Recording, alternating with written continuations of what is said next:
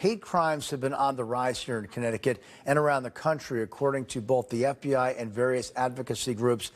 And that trend is getting the attention of lawmakers. NBC Connecticut political reporter Mike Savino joins us live from the Capitol in Hartford. Mike, are they doing anything about that concern?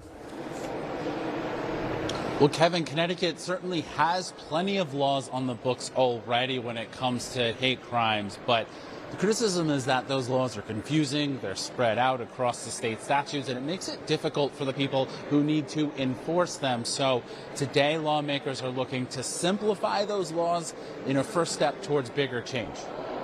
I think also sends a strong message that we in Connecticut are serious about looking at the prevalence of hate crime and how we deter those crimes and how we prosecute those crimes. Lawmakers are alarmed by a rise in hate crimes, and they're taking their first step in strengthening laws. According to the FBI, there were nearly 11,700 incidents of a hate crime in 2024, up 41% from 2019.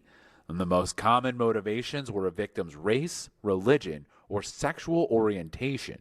Connecticut's taken a piecemeal approach to hate crimes for decades. Different legislators, different judiciary chairs, different approaches to how you're going to handle this. And so it gets spread across, inconsistent penalties. The House of Representatives today voted 139 to 8 in support of a bill that consolidates dozens of laws into one section, making it easier to understand those laws, including deciding when hate is a factor. If I hate my roommate and my roommate happens to be of a different race than me, that isn't of itself a hate crime just because he's of a different race. It needs to be that I hate him because he's a different race than me. The bill also takes a look at penalties for hate crimes, asking the state sentencing commission to recommend changes. Certainly when somebody attacks someone merely based upon some immutable characteristic of that individual and not anything else, those are some of the most heinous crimes that we could possibly envision.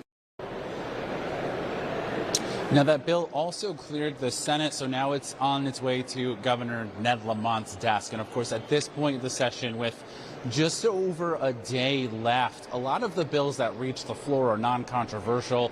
Democratic majorities in the House and the Senate do not want to get bogged down in too many prolonged debates, so they're trying to make sure there's a lot of support for these bills. But there are still a few controversial bills out there. One of them expected to come up in the Senate tonight further builds on Connecticut's already tough gun laws. I'll have more on what is expected to be a long night here in the Senate coming up at 6. But for now, live from the Capitol, Mike Savino, NBC Connecticut News.